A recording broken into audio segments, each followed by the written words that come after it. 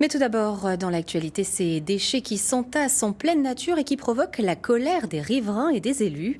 À Saint-Avold, en Moselle, un nouveau dépôt sauvage d'ordures a été découvert courant octobre dans la forêt.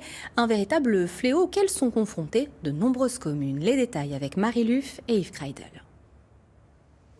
Des pneus, du mobilier, de la carrosserie, à quelques centaines de mètres de la route, c'est du jamais vu ici.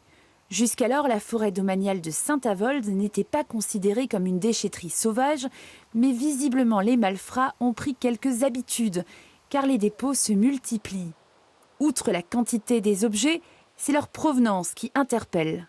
Sur les bouteilles, les différentes bouteilles que j'ai examinées, les écritures sont en allemand. Donc c'est des bouteilles qui viennent vraisemblablement d'Allemagne. La frontière se situe pas très loin d'ici. Pierre Lang a donné l'alerte mi-octobre. Il a découvert l'ampleur des dégâts par hasard.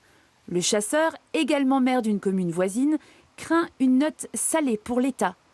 L'enlèvement de certains déchets peut s'avérer compliqué.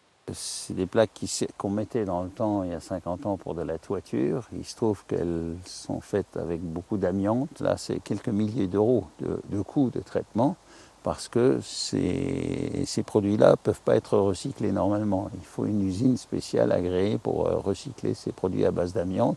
Difficile en effet pour la collectivité et l'Office national des forêts de se retourner vers un ou plusieurs individus tant qu'ils n'auront pas été identifiés.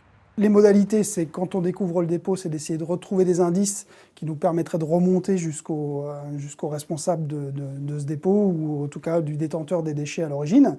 Et puis dans un certain nombre d'autres cas, on essaye d'utiliser des systèmes de pièges photo quand c'est des sites de dépôt récurrents.